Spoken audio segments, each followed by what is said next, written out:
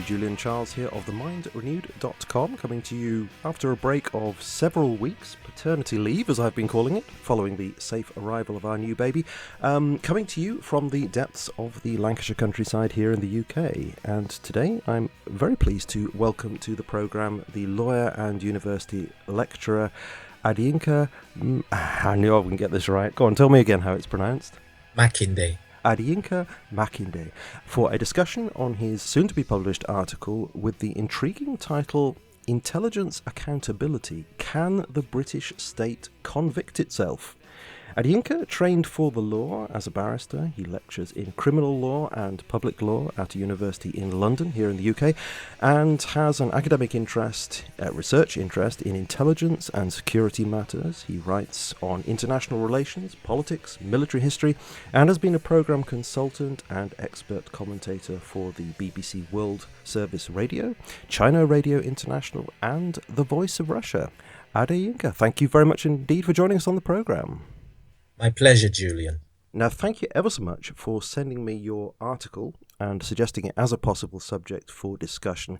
I have to say that I have found it very interesting indeed, and I think it deals with matters that are very important and which should concern us all. And just to put people in the picture, you ask questions about the morality and the legality of various actions by the state, specifically the British state. And by the state, I suppose we might think very broadly of government, political figures, civil servants, servants of the state in general, but also the deep state, which often people talk about these days. So we might think there of the intelligence services, very much central to your piece. And you ask those questions of accountability, morality, legality. You ask those questions with reference to three fascinating cases, which I think will interest listeners very much. First of all, the Iraq invasion of 2003. Secondly, the CIA's so-called extraordinary rendition program in which the British state has been implicated. And thirdly, the murderous actions of some elements of the British Armed Forces in Northern Ireland during the early years of the so-called Troubles over there. And you even look at the prospects for prosecution with respect to those crimes. Again, asking that question, can the British state convict itself? Is that even possible? So there's a tremendous amount for us to discuss this evening. But I want to start by putting all that on hold, just to disappoint everybody, just for a moment, because my first question to you, Adeyinka, is how did you get into the business of asking questions quite like this? Well, I think I'd have to say it's something which I developed right from early childhood. The library my father built and my mother had also, they were filled with books on, politics and history, history to do, for instance, with the Nigerian Civil War, the Second World War. And I was always interested in current affairs and that sort of thing. And it's an interest that has never left me and has always made me very conscious about the study of history and its importance in the way in which it affects the present and also the future. It sounds somewhat cliched, but there's just an inexorable logic about that manner of viewing the world, and any aspect of life or discipline that I involve myself in, I'm invariably attracted to its historical origins. Mm-hmm. So why specifically the legal aspect to these historical questions? I'm trained in the law, and I suppose an attraction to the law was also predicated on this idea of law being something which is based on history. There's always a historical connotation to the law and how it develops to the present. So, for instance, one of the areas in which I do lecture in as a specialist is public law, constitutional law. And that really is an admixture of history, philosophy, the law, current events, all in one go at the same time. So that's past, present, future. I always have found very stimulating and interesting. And the subjects, the examples really that you use in your essay, they're justice questions, but they're quite controversial things in some ways. I mean, do you explore those kinds of controversial things with your students at the university as well? Not necessarily. Hmm. It's more or less, I wouldn't say straight-laced, but when dealing with, for instance, something like constitutional law, well, sure. I mean, you do have those controversial aspects. If you have to teach European law and its effect on parliamentary sovereignty and human rights law, there are occasionally these controversial things, although my interest is in secret warfare and also intelligence and security matters. So that may occasionally crop up, but not all the time. Yes, I noticed that you had on your bibliography Daniela Ganza's book on NATO's secret armies, and I thought, there we are. I can see the interest in that kind of thing immediately there. And of course, you do bring that question into the essay as well. Yes, so even though we're not dealing with Gladio and NATO's secret armies, but Vincenzo Vinciguerra, that fascist leader of a paramilitary group who was used by NATO to set off bombs and create terrorist acts. He posed the question very interestingly and relevantly, because he said at the end of the day, there are certain actions that the state involves itself in, which are almost outrageous. And when they are discovered, the idea that the state could convict itself is somewhat improbable, in the sense that, in a criminal sense, which goes further than just civil liability, because the state will be undermining its legitimacy. And I think that runs at the heart of the issues that we're going to discuss. Yes, so we're going to delve into the substance of your essay now, and you begin that whole process of looking at those kinds of questions way back in the time of the Elizabethan era, and of course I mean the first Elizabeth, and you bring up Sir Francis Walsingham as perhaps the first example in a modern sense of someone who developed an intelligence organization. Could you tell us something about that history? Yes, Francis Walsingham, he was the spy master of Queen Elizabeth. In many ways, he's the template of these super figures who we may know from real history, who have been the heads of formidable intelligence organizations, from Smersh, the Cheka in the old Soviet Union, to Mossad in Israel, to also fictional characters, created by the George Smiley character. Le Carre, yes. John sure. Le Carre, that's right.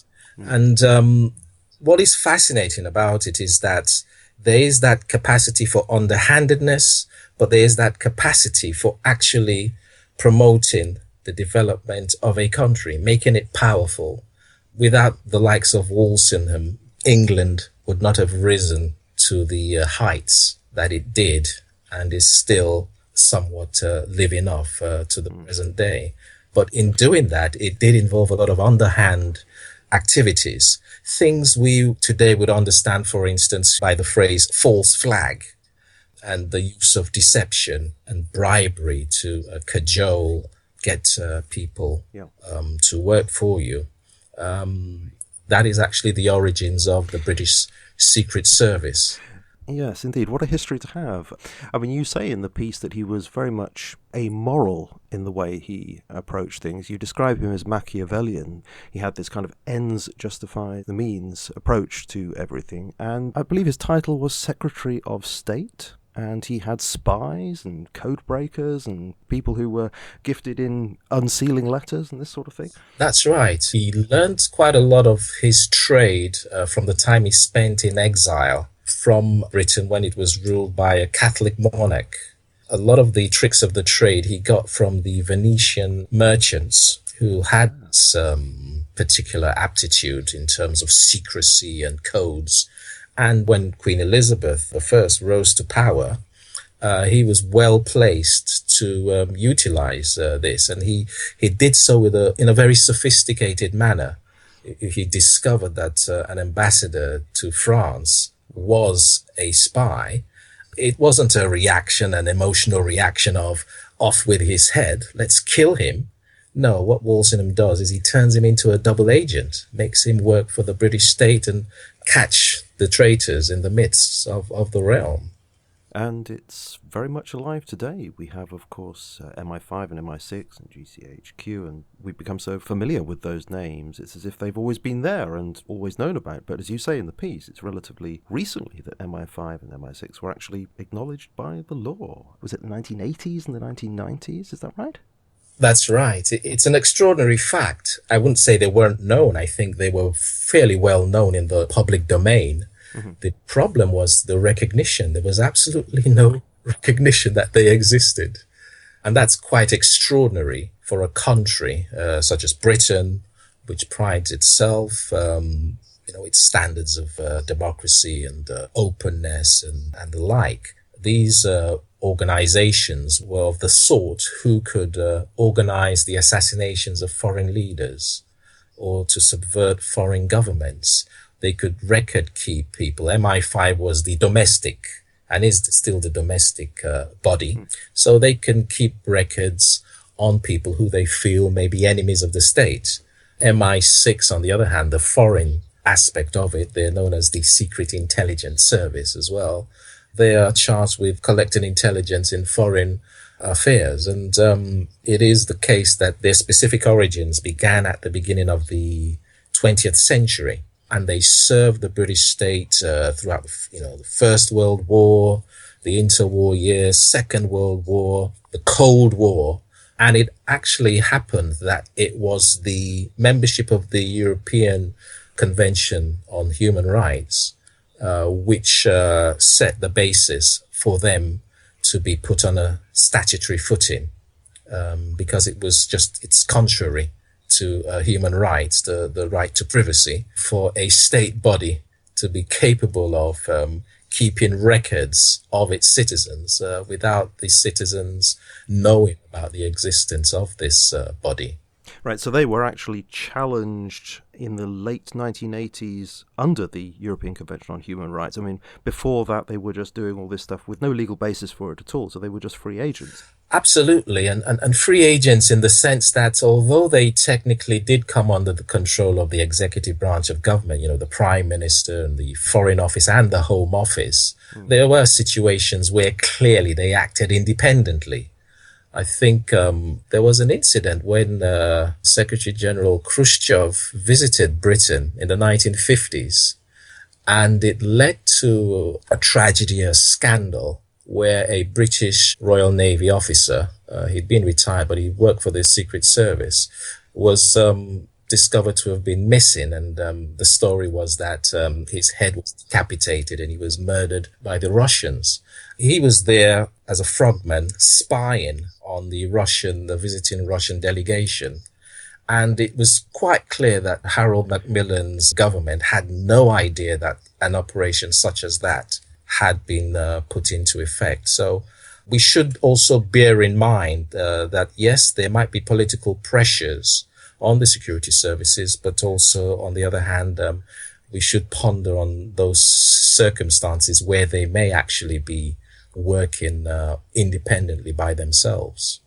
But even though they are now under law, as it were, that law still does differentiate between people like you and me, normal citizens, and those in the deep state, let's say, in that the law permits members of the intelligence services under certain conditions to commit acts that would ordinarily be counted as crimes, such as bribery, breaking and entering, surveillance.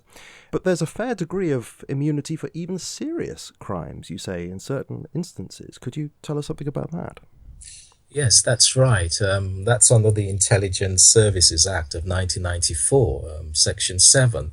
And it's particularly relevant to the issue of torture and extraordinary rendition. The MI6 agents, technically, officially, are not given a license to kill. They should not be involved in very serious criminal matters.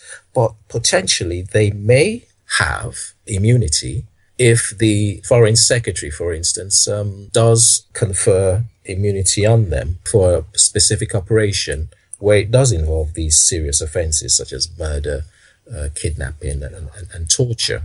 Yeah, I mean, you mentioned, now is it Section 7 of that Act? So I went and looked it up, and so I hope this is the relevant quote. It was quite striking. Let me quote here. If apart from this section, so that's this section of writing here, if, apart from this section, a person would be liable in the United Kingdom for any act done outside the British Islands, he shall not be so liable if the act is one which is authorised to be done by virtue of an authorisation given by the Secretary of State under this section. Now, that is what you've just said, presumably. That's right. I suppose the implication of that is that if it's not authorised, then that person will be guilty of murder or being an accessory to murder, kidnapping and torture. However, if he is given such authorization, then the focus then would be on the Secretary of State who does give such authorization, and whether that person has an immunity is something that is open. Arguably speaking, they shouldn't have immunity because there isn't a specific prescription that they should be immune. Yeah, looking at this is section 7.3.2, it seems to all depend upon whether the Foreign Secretary thinks it's reasonable or not.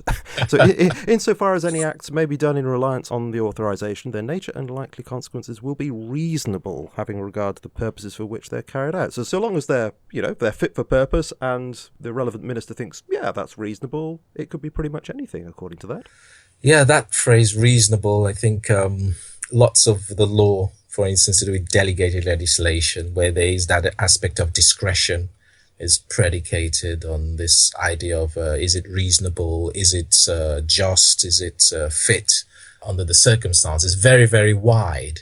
But the key thing is, when will it be put to the test? The decision was made in this summer not to prosecute a member of MI6 or Jack Straw, a foreign secretary who was alleged to have been involved in the rendition of alleged terror suspects. And I think that's the key thing. This thing is there in the law. The idea of the state actually prosecuting it and putting to the test reasonableness doesn't seem to occur once they've been found out. Yeah, I suppose you could, if you were in that position, say that it's never reasonable to prosecute the state. Well, again, we started with Francis Walsingham, but again, I think those medieval thinkers like Niccolo Machiavelli, they stated it in a way in which is still relevant to today.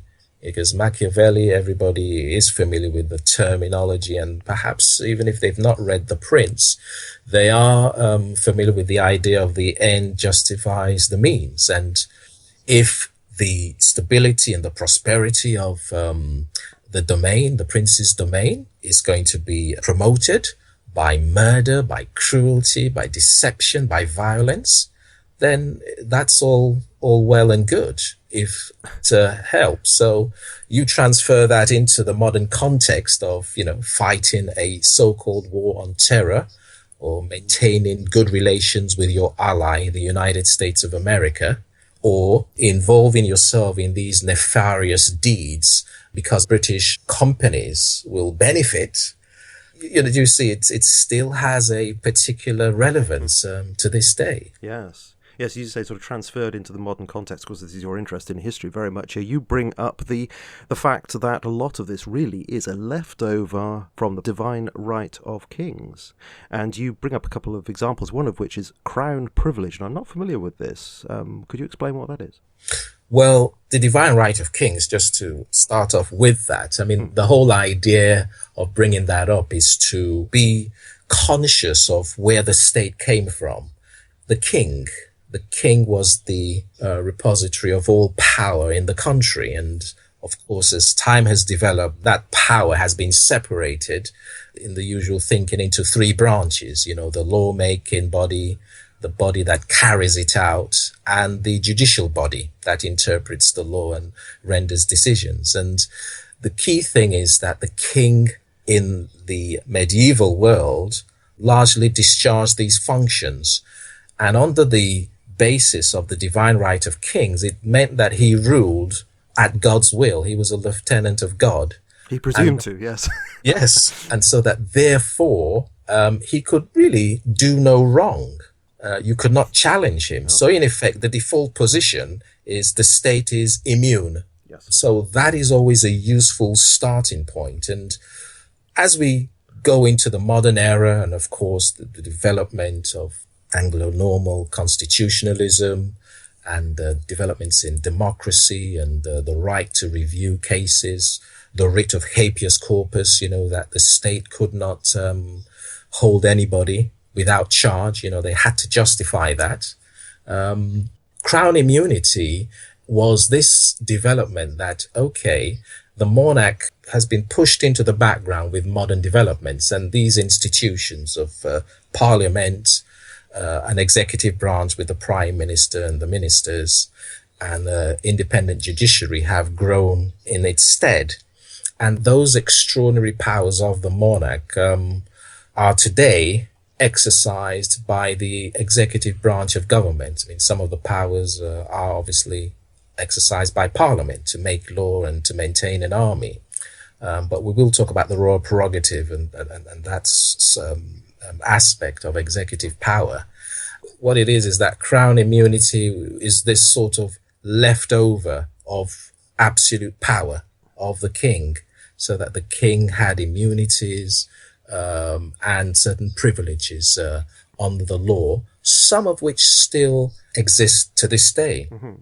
I mean, would an example of crown privilege be an appeal to things like in the national interest and for the sake of national security, these kinds of things? Absolutely. And I think in Britain and the United States, that argument by the executive branch of government that this is in the national interest, there's usually a reaction by the judiciary. Although they're independent, they do tend to defer in many situations when the issue of national security is brought up. It also involves, the mechanism where the government can prevent certain evidence from coming to court on the basis of crown immunity. It's now been changed. What was called a crown privilege, it's now known as the public interest immunity. So you may be familiar with the Matrix Churchill affair. It has something to do with Iraq. If you remember, after the first Gulf War, there was an embargo against selling arms to Iraq. Basically, the law of the land was that selling any materials, industrial materials, so they don't have to be actual weapons, munitions, just certain industrial materials could be converted to military use, was absolutely forbidden by the law.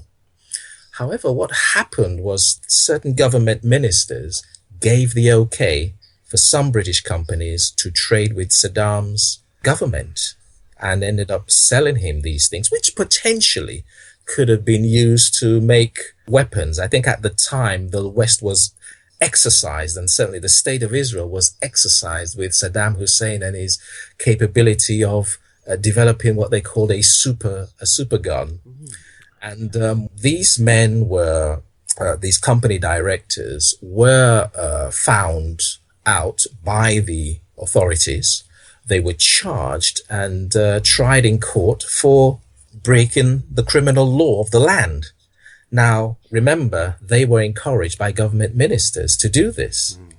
But by issuing this public interest immunity, claiming this public interest immunity certificate, it meant that this could not be brought up as evidence in court. These directors were facing lengthy jail terms until there was some reflection and there was an admission. Alan Clark, controversial figure from the Conservative Party, was involved in this. That's when he said he was being economical with the minutiae of things. And so once this was revealed in open court, the men were, the trial was immediately abandoned and they were freed. So that shows you the power of the state and how, it's inherited these extraordinary powers, which, can be traced all the way back to the powers of the medieval kings. Mm. Well, going back to the notion of intelligence, would I be right in saying that you consider the very structure of the modern state with this covert arm, this intelligence arm, and the overt part of government, we might call it, those two aspects as being inherently unethical? That it allows these morally questionable and illegal activities to take place in secret, while the more public aspects of state can play the part of being respectable and law-abiding and all that. Do you think that the whole thing is, as I say, inherently unethical?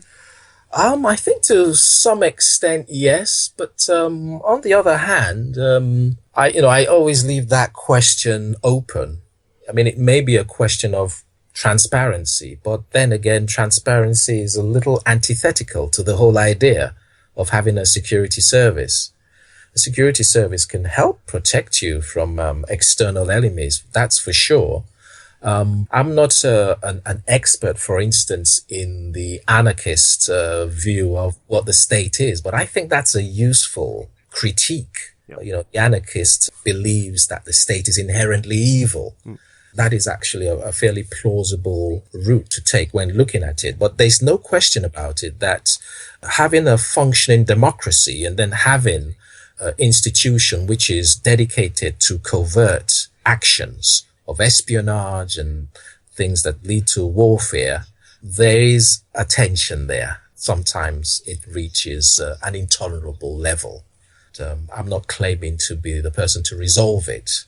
No, sure.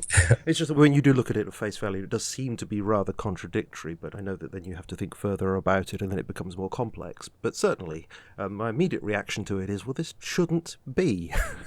However, let's move on to perhaps the main example that you discuss. You have three main ones. Now, this is the example of the UK government's decision under Tony Blair to invade Iraq. This is 2003. Because you say that decision was, at least ostensibly, founded upon intelligence. I think you say this was it the first war by a modern UK government to go to war based on intelligence? Purely on intelligence, relying on intelligence. So it's unique in that factor.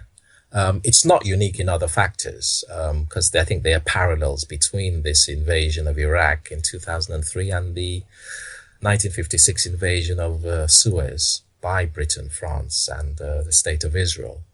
But yes, intelligence was specifically used, and it all related to this matter of whether Saddam Hussein had weapons of mass destruction. Okay, well, so now I've got to ask you this. Sorry about this, but I have to ask you. We've now had the Chilcot report. Yes. Took years, 7 years, cost millions of words.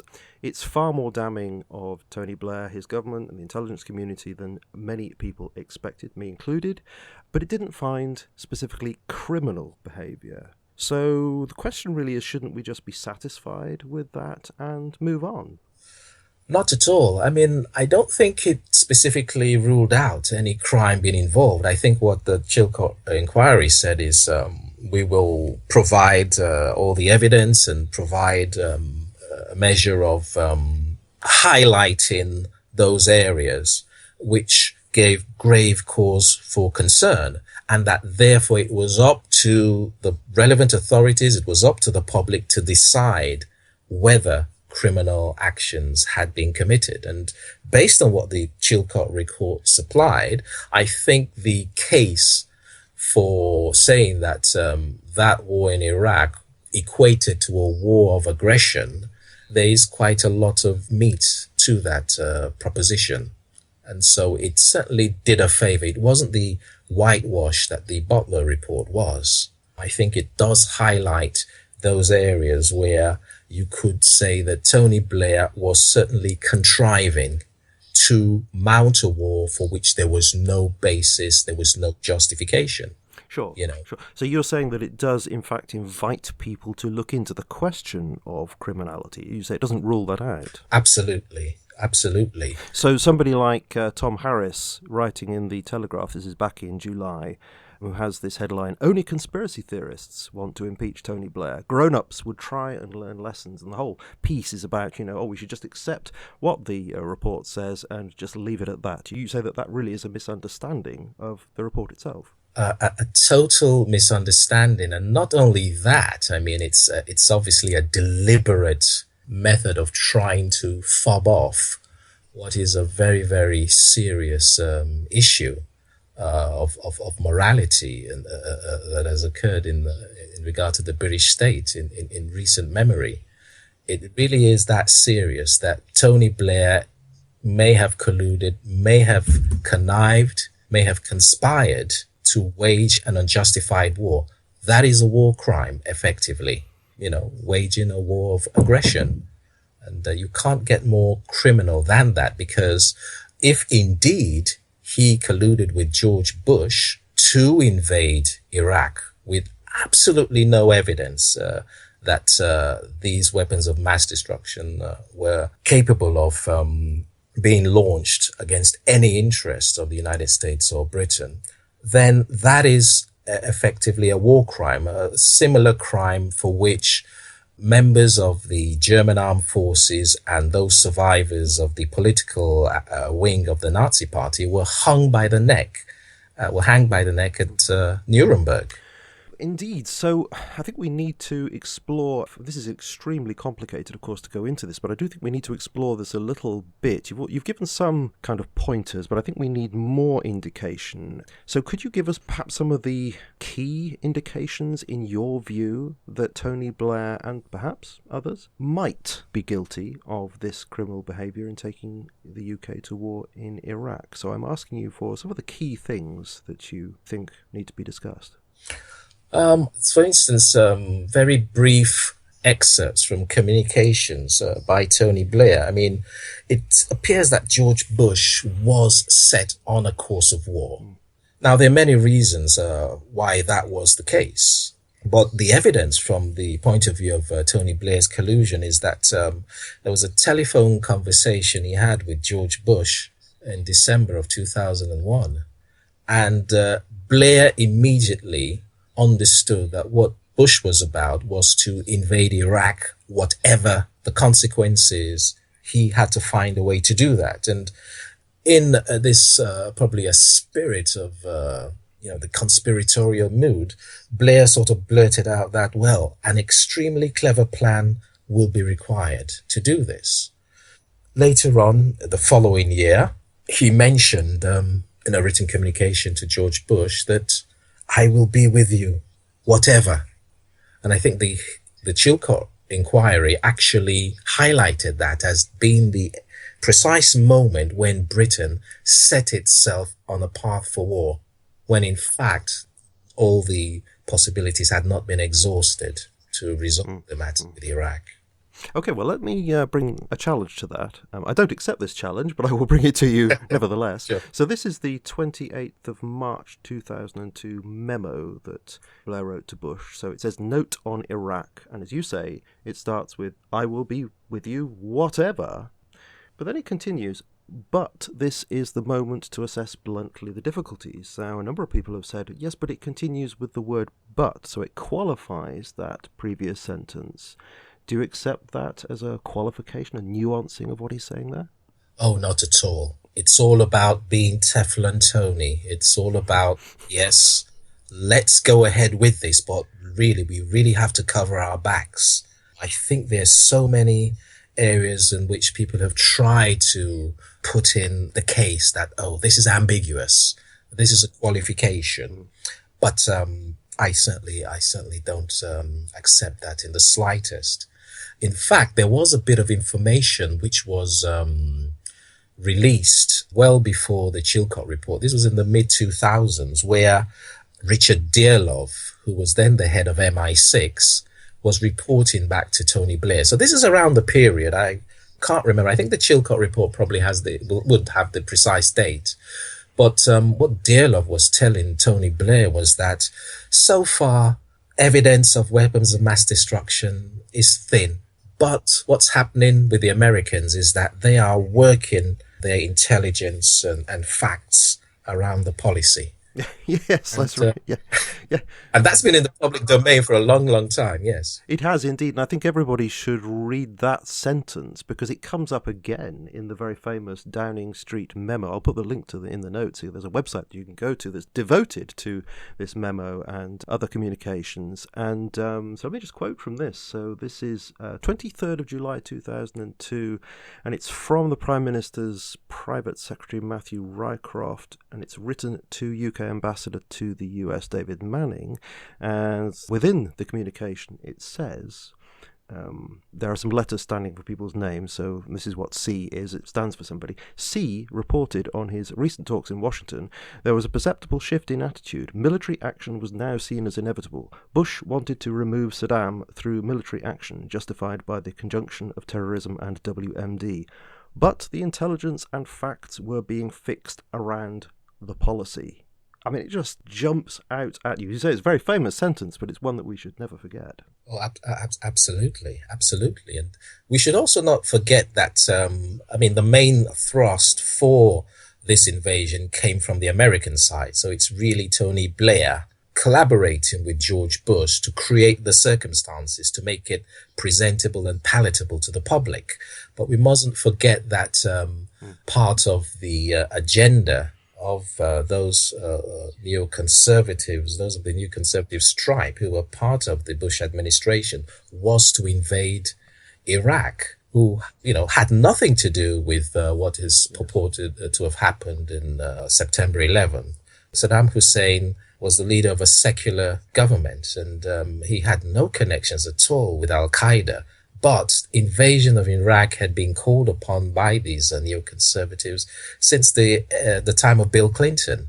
So even that in itself is the fraud. But we have the policy documents and statements that bear that out, that what General Wesley Clark revealed in the mid-2000s, that they were going to take out 7 countries in 5 years. That's right. The extraordinary thing is that agenda is still being fulfilled to the present. It is absolutely extraordinary. And it's interesting to observe that, as you say, the impetus is coming from this neocon ideology. And Robin Cook, who had been Foreign Secretary, said in one documentary that he really felt that Tony Blair, his motivation was to try to show himself, that is the UK, to be the great ally of the US, and this is really what was motivating him. And that's why Blair believed, he kind of needed to believe that these WMD were there. Even though the evidence was not coming forth, it was necessary for him to believe that in order to be on side with the program. Do you think that was what was the psychology of Blair?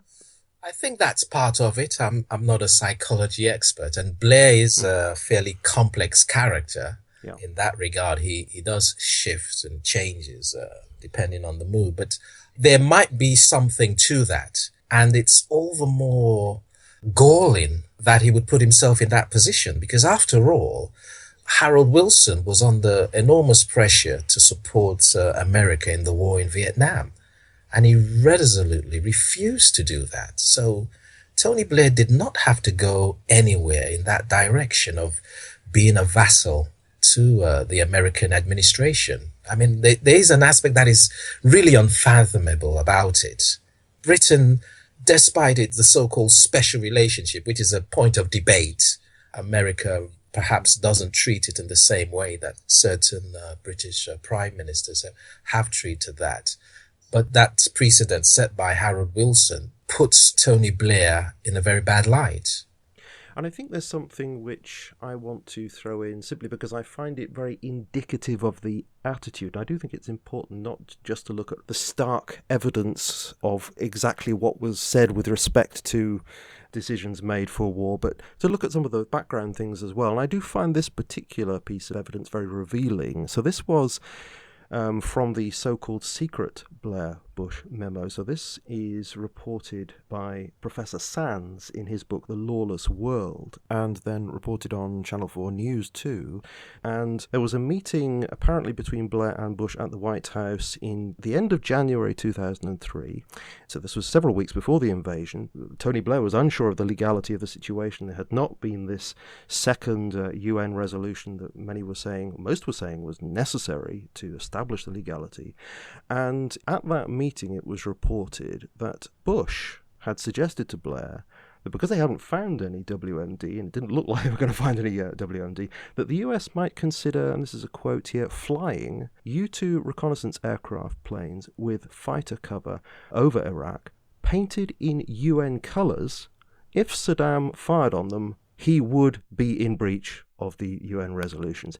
Now, it's that attitude that I find very revealing. I mean, it doesn't prove anything with respect to decisions that were made thereafter, but I do think it's a window onto, as I say, the attitude that was behind this. What's your reaction to that? Oh, absolutely. I agree. Blair did say this will require a clever plan. Yes. That specific example you gave, I'm a little bit surprised about it in the sense that Saddam was under really great restrictions at the time. I mean, there was I was about to say effective embargo, but we know there was a lot of corruption surrounding that. But effective in the sense of its brutality, because at least 500,000 children died with the sanctions imposed on Iraq at the time. But also there was a no-fly zone, strictly enforced. So it's very doubtful that Saddam could have summoned up his aeroplanes to take the bait, so to speak. I mean, I think actually what they would have wanted to have done to create a false flag incident would have been to have invented or painted an Iraqi-colored aircraft and then shot down this also rather fake aircraft there. So yes, I mean, it doesn't necessarily need to be a very well thought out suggestion. It's just the fact that somebody should suggest such a thing. I find that revealing in itself. Absolutely. And I think in the bowels of political activity, when it comes to this sort of realpolitik and grasps for power and the urge for conquest, this sort of thing is typical. And it's also typical of the intelligence world. It has to be said. I mean, a lot of intelligence work is fairly mundane, gathering information, etc. And it's not about James Bond going to glamorous locations and firing off his Walther PPK, but they are well practiced in the arts of deception. And some of them are exceedingly sophisticated. Others are obviously very, very crude and desperate. Yeah, and what I find though remarkable is I can't imagine myself in that kind of situation then saying, I'm solidly with you, Mr. President. Not just because of the implausibility of the suggestion, but the iniquitous nature of the suggestion. Then to say, I'm with you, mate, whatever you decide to do. Yes, that's true. And I think, one thing that does tend to be was ignored by the Chilcot Commission was, well, what was the reason? What was the real reason for wanting to invade Iraq? Was it oil? There is an argument for that. Was it about bolstering the military hegemony of the State of Israel? I think there's quite a lot of that. This is often just, it's left unsaid. Mm-hmm. Sure. And of course there is all the dimension of, as you say, the neocon 7 countries in 5 years, and this whole idea of whoever dominates the Middle East controls the world. It's this corridor through, isn't it, to dominating that whole area and therefore having that power. Yes, that's true. And one thing we also shouldn't forget is, still with the economic motivation, is that Saddam Hussein had threatened to begin selling Iraqi oil in euros. And of course, that would severely undermine American power because although America is mired in this debt, which hasn't been helped by these wars, in my opinion, unjustified wars that it has embarked upon in the last decade and a half. But it is still kept afloat by virtue of the fact that the dollar is the reserve currency of the world, with this almost Faustian bargain between America and Saudi Arabia, offering Saudi Arabia protection and sustenance of its regime in return for oil money being sold in dollars. I mean, even if Americans are not involved in transactions, just the mere fact of American currency being used boosts the US currency. And without that, America would be in even more dire straits than it is today. So one notices that those who do threaten American empire by, for instance, refusing to trade using dollars and finding alternatives are really earmarked for destruction. Saddam bore the consequences of that. So did Colonel Gaddafi, who was planning to float the dinar which would be linked to gold and also the mineral reserves of the different African nations.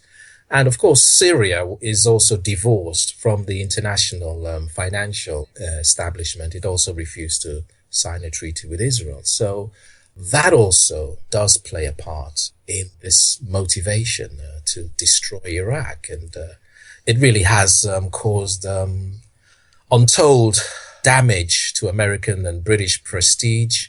Economic and the moral consequences are truly terrible. Yes, absolutely. Agreed. So you say in your essay that there have been attempts, both before and after the Iraq invasion, to challenge the legality of this war. You say there have been appeals to UN Resolution 1441, of course, and the European Charter of Human Rights, but these attempts have been unsuccessful, and so you suggest that maybe the way we need to go will be to appeal to the principle of aggression as defined in the Nuremberg trials. Can you talk us through that? I mean, people are obviously familiar with Nuremberg trials, but the specific way in which you think that could be applied to the case that we've been talking about.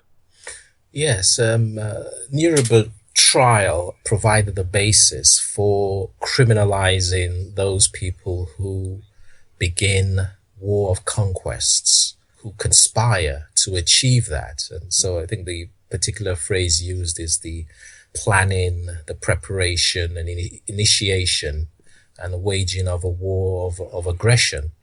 If we look at those facets of collusion, of conspiracy, I think we find parallels, certainly with what happened with Germany. If you put aside the Nazi ideology of Hitler's Germany, the war essentially started as a result of a deception to do with the Polish border. The whole idea of the acquisition of territory by any means is effectively what we've been discussing here. Yeah. Is it necessary to have as part of that definition that you go to war against pre-existing agreements, against treaties or assurances that you've made to other states, people of other countries? Is that part of the definition?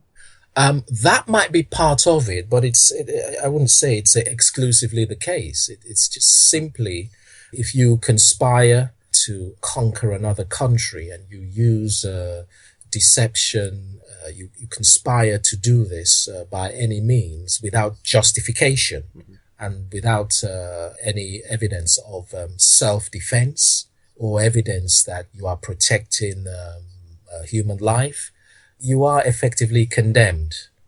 As they said, the military court did say at Nuremberg, this is the supreme crime because it is the umbrella of so much in the Middle East that is happening today and initially happened in the Iraq war. Genocide, torture, all of these issues. So it's like the Russian Matryoshka doll. It really is the crime of all crimes, and it's the crime on which a whole range of crimes are based, including the evolution of what we call the Islamic State today. I mean, that has a direct link to the destruction of Iraq.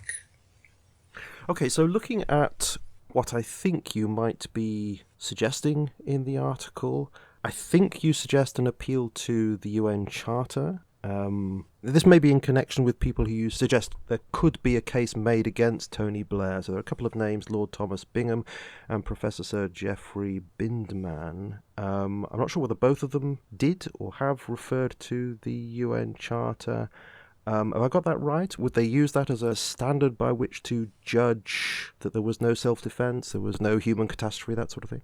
Yes, I think so, both in terms of the Nuremberg principle as stated, and also that UN Charter. This is Article 2, subsection 4, which basically precludes the use of force that interferes with a nation's territorial integrity and its political independence. And that clearly was the case with Iraq. There was no evidence of self-defense. And I think you briefly touched on it. There needed to be further Security Council authorization. So that's Resolution 1441, which was to do with Iraq satisfying UN inspectors that it didn't have these weapons of mass destruction, which Hans Blick at the time, the head who had to withstand a lot of American pressure, felt there wasn't any evidence. That brave was man, satisfied. Very brave man indeed. Very, very brave man indeed. Absolutely. Yeah. And incidentally, Jack Straw himself drew up his criteria at the time. So this is independent of Lord Goldsmith, the legal advisor for the Blair government, the Attorney General. Yeah. I mean, Straw did draw up a certain criteria that was linked to the fact that it needed to be clear that an armed attack from Iraq was imminent, and that use of force had to be necessary, and that there were no other means available, and that also, if self-defense was applicable, then it had to be proportionate to the threat posed. So the Chilcot report also does mention the fact that all avenues had not been exhausted. And if, for instance, there had been these purported weapons of mass destruction, remember that there was this no-fly zone effectively above Iraq. Saddam's Air Force could not move anywhere. They could have targeted these specific areas. If it was, that would have been illegal, I would submit, because as we found out, they didn't exist. But certainly to destroy the whole country, that was a pretty radical thing to do. And this is where the crime really manifests itself in totality. So you say, in reality, there was no self-defense. I understand that Bush appealed to some notion of preemptive self-defense, which I think is an extraordinary kind of idea, really, because, you could go for anybody on that basis, I would have thought. Absolutely. I think a lot of international law may use things which are used in municipal criminal law, say of Britain or the United States. And the idea of preemptive self-defense, what you can call anticipatory self-defense, is part of the criminal law of this country. In other words, if you or I were surrounded by 4 thugs, I think the legal rationale is we don't have to wait for them to set upon us. We can preempt that. And so that logic can be translated into international law. But really, was Saddam about to attack anybody? Most unlikely. No. I see. So it obviously still needs very carefully defining and evidencing in order to make such a plea. Absolutely, absolutely. But as you imply there, it was really gumbo diplomacy with George Bush, the either you're with us or you're with the terrorist mentality. There was really no basis. They were just bandying about these words, self-defense, anticipatory self-defense, but really utterly meaningless. It really was an out of control and effectively an immoral government, and a government not operating by the rule of law. And you mentioned Lord Goldsmith as the Attorney General at the time. That's right. Yes, and I understand that obviously they were trying to find this legal basis for the war, and the advice generally was that there wasn't, that 1441 just did not cover it, but that he had a meeting in Washington and then came back and very quickly wrote, I think, a 13-page document setting out what he believed to be a case saying, yes, it is legal based on 1441, that the cabinet was not allowed to read the whole document. They were given just a page or something, or that Claire Short asked, look, can we see the whole thing? And, he wouldn't give the information. And this was just a few days before the war kicked off. And if that's true, that is just amazing that everything could be left to the last minute like this. Well, absolutely amazing. And I suppose it shows you the desperation behind the whole endeavor. But it also shows us how we will later discuss how domestic remedies or sanctions could be imposed on Tony Blair based on that. Because here he was deceiving Parliament and also deceiving his cabinet colleagues. Now, that is public, that's misconduct in public office, frankly. Do you think that there's a case to be heard with respect to some of these other people? So Lord Goldsmith, Richard Dearlove, John Scarlett, who headed the Joint Intelligence Committee. Other individuals. Yes. The whole thing focuses upon Tony Blair, but it's not just him, is it? Oh, absolutely. He needed, I was going to say the word cabal, but he did need people to bring this to fruition. And of course, the thing that is forgotten when we do focus on Bush and Blair is as I stated, Nuremberg, it's well known. The political classes and the military classes and all others were implicated and were hanged at Nuremberg. So these people should have known better. Right. All of those people were basically accessories to a crime and should also bear responsibility for it. I wouldn't go so far as what happened recently, I think just yesterday, with this Labour MP who said, oh, let's sweep it under the carpet, so to speak. Tony Blair did not act in bad faith. He made bad decisions, but he did not act in bad faith. I mean, that really does not stand the test, given all the machinations that have come to light. I mean, it's just no question about saying it was a mistake or it was something which was to do with the setup. It wasn't that, actually, because you mentioned John Scarlett, you mentioned Richard Dearlove, MI6. That was the organization that Tony Blair was possibly manipulating to bring along, whereas MI5 did offer some resistance. I think there is evidence that the head of MI5 at the time did raise objections as to the way in which the policy was being carried out, yes. Right. So we have this picture, don't we, of the neocons sort of putting pressure on Blair, and Blair then putting pressure on MI6, and MI6 thinking, well, we've got to come up with basically what the government wants to hear to some extent. And I'm saying that because of what Craig Murray says when he responded to the Chilcot report, and he was saying how the normal filters that will be placed upon intelligence data were lifted. Absolutely. And so you have that case of I can't remember who he was, some sort of general or something, some Iraqi defector who supposedly had worked with or knew about weapons of mass destruction, who Craig Murray says he knew was paid suitcases full of money to say, well, whatever. And this is the kind of thing that under normal circumstances would just not have got through. But because of the pressure, it did get through. Now, people such as Richard Dearlove, who are presiding over that situation, surely must at least be investigated for not saying, well, this is unacceptable, we're not going to do it. Absolutely. Some people suspected that John Scarlett, who was well rewarded afterwards with a knighthood and other things, was fairly culpable in this, and we've mentioned Richard Dearlove's comments as well.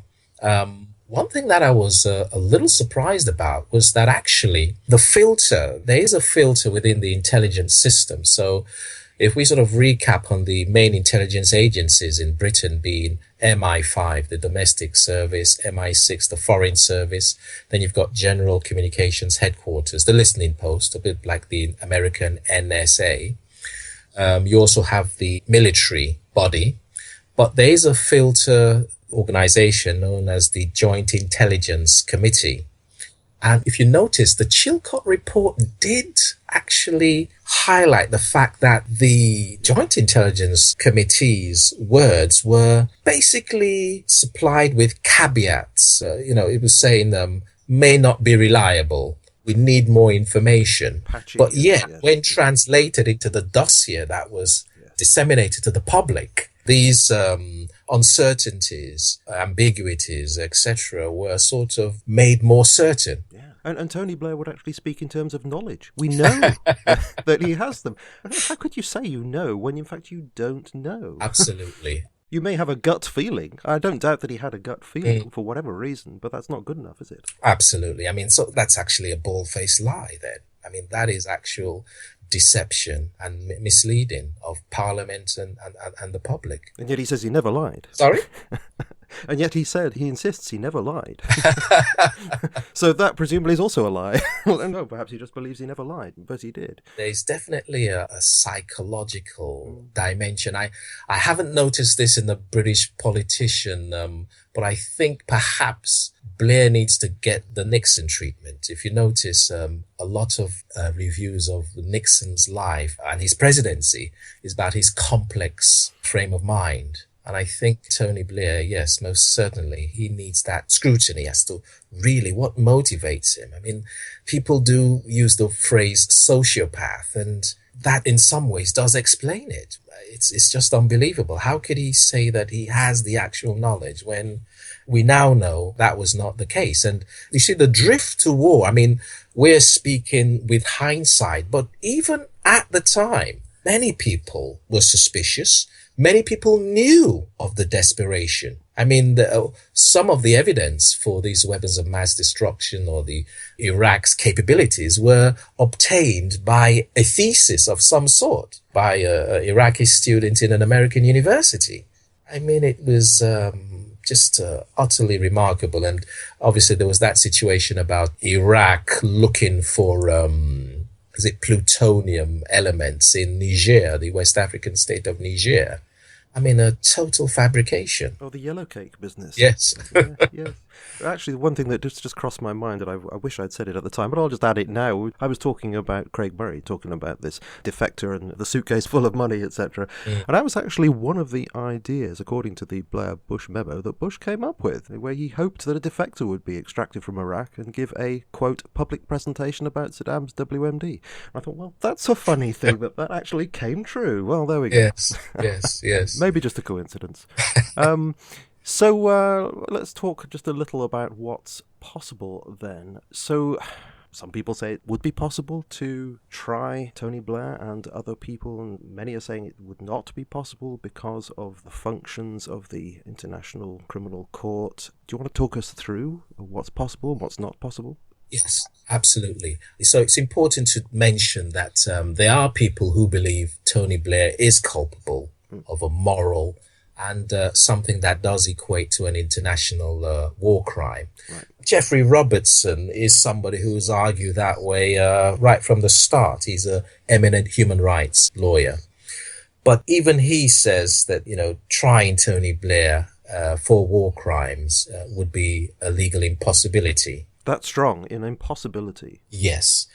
He has a point, and the point is, it's a technical one, but I think it's something, although it's been reported in the press, it's something which perhaps the public have not really picked up upon. They just feel that the establishment has dragged its feet or it's closed its ranks, and it will not give up Blair to prosecution. But the truth of the matter is that crime of aggressive war that was stated at the International Military Court in Nuremberg did continue to be the law, prevailing law in international law.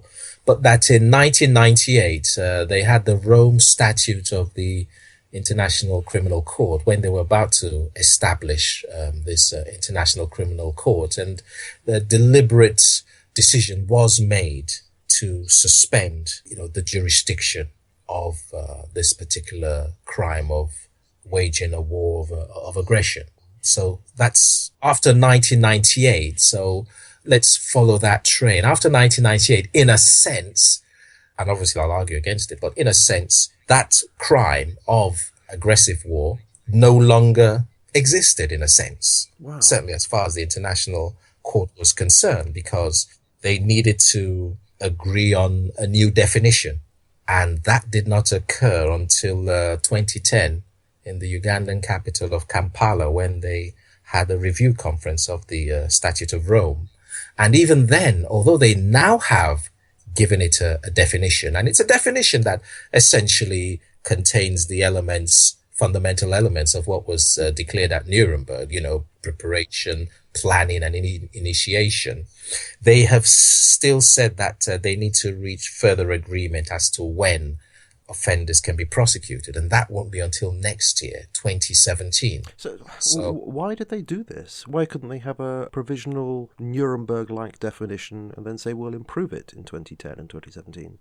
That is a question to ask. I mean, it's almost unfathomable why they would do that. I mean, the best we can then say is to sort of counteract that, and just to say that, well, this law cannot just have disappeared. No. No, You know, it gives everybody a 20-year window to say, hey, look, we can just do what we like. yes, But what about the we've got a retrospective window and let's Yeah, that's it. commit our war crimes before they're made illegal. I mean, Because nobody can define them. Yeah. absolutely, absolutely. So why can this not be applied retrospectively? You say next year we're going to have the definitions at the ICC, so then presumably you could say, well, he was retrospectively in contempt of this. Yes, I mean, I think the real issue is that Tony Blair should have been tried long ago, along with George Bush, you know. And the question is, therefore, that, well, even if the International Criminal Court had suspended this jurisdiction somewhat mysteriously, why not create a special tribunal for the perpetrators of the Iraq War? After all, they'd done that for the genocide committed in Yugoslavia and Rwanda. So there's no reason why a special tribunal dedicated to Iraq could not be set up in that way. Yeah, well, if that's the case, then why would it be described as impossible? Is he just referring to the International Criminal Court and not thinking any further than that? I think so. I have to think so. And that is what is a bit surprising, because Geoffrey Robertson has been a critic of Tony Blair. Yes, it's plausible for him to say, with a strict black letter reading of the law, or the non-existent law, there just isn't the means by which he can be tried. But, you know, he could then go on and suggest the alternatives. So it most certainly is not impossible. And the issues to do with the retrospectively applicable laws, I mean, that should not come into place. I think there are many jurisprudential arguments that could be brought to bear. After all, Nuremberg, and there's criticism of Nuremberg, for instance, as being victor's justice.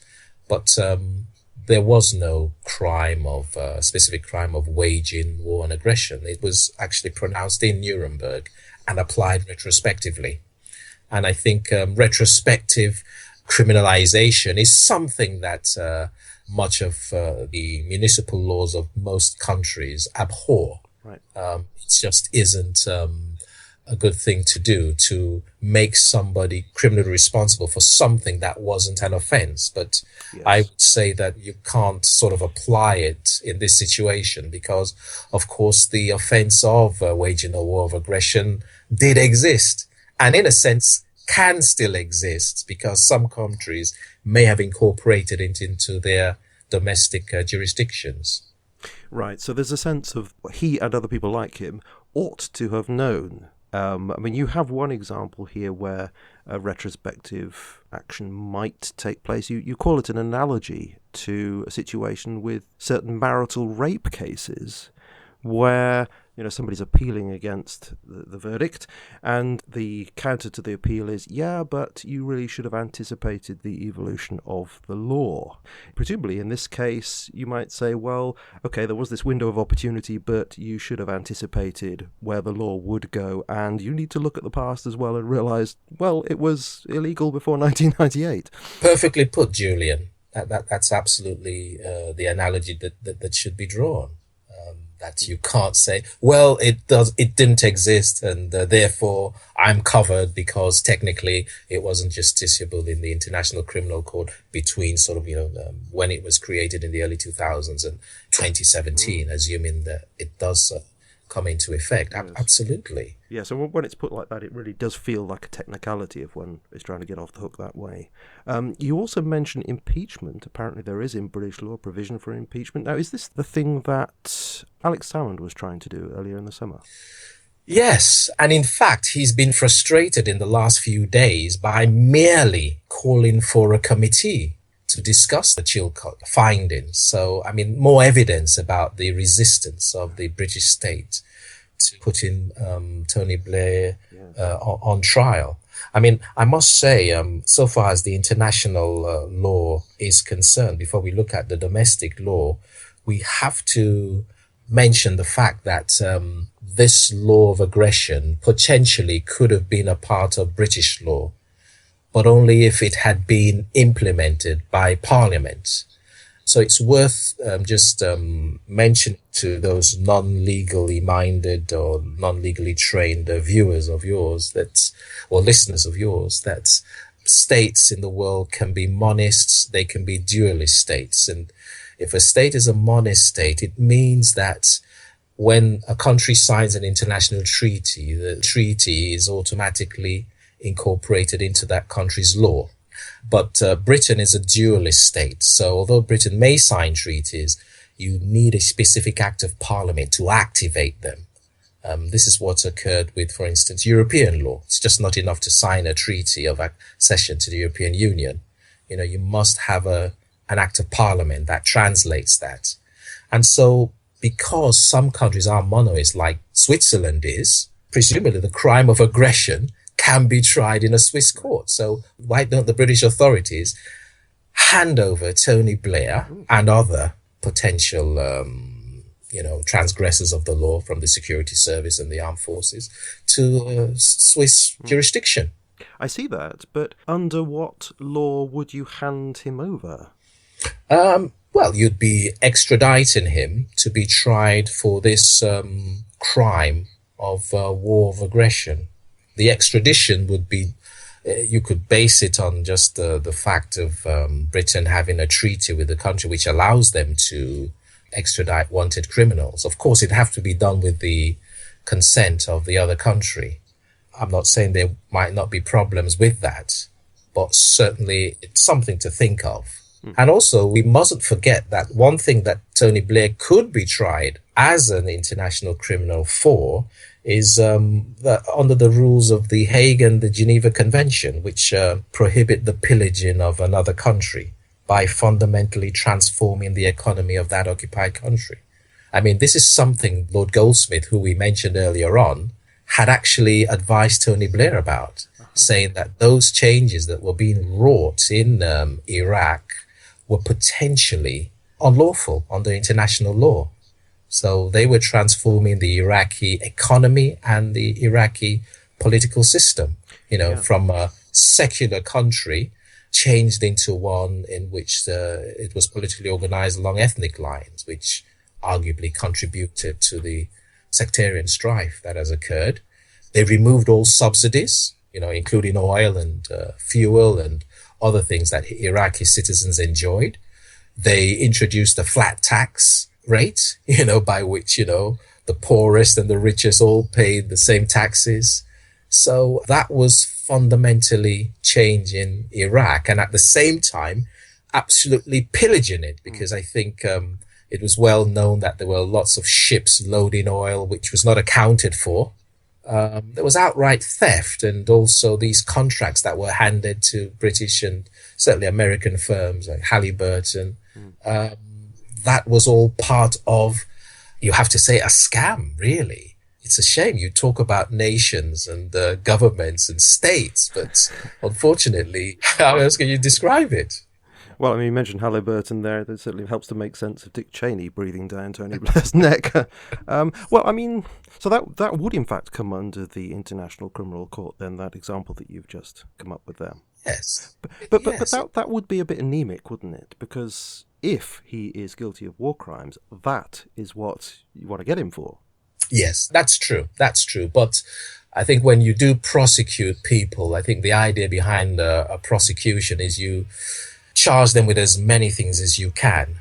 And if one thing isn't available, you certainly charge them with another thing. So why not charge a person? We're not saying he's guilty of it, but if he's tried and duly convicted, then while he's serving his time in jail, hopefully the International Court will come round to the idea that, in fact, his crime in Iraq, or his alleged crime, is justiciable, and they would give him a trial also. So, yes, it's not a total compensation for not trying him for war crimes. And that is it for today, simply because I have run out of time to deal with it. It really is as simple as that. But I'll also say that the interview with Adeyinka Makinde is actually a very long one, getting on for 3 hours, and that's, as you know, longer than I normally produce. So I thought it wouldn't be a bad idea to split this interview into 2 parts anyway, and I have done that before with 1 or 2 interviews, which seem to work okay. And Adeyinka's very happy with that idea too. So I hope to post the second part of this interview later in the week, in which we go on to discuss the question of state crimes with respect to the Troubles in Northern Ireland and the British state's implication in the US's obnoxious so-called extraordinary rendition program. So do stay tuned. Thank you for listening, and I hope you'll check in for part 2. You have been listening to me, Julian Charles, of themindrenewed.com, and I very much look forward to speaking to you again in the very near future.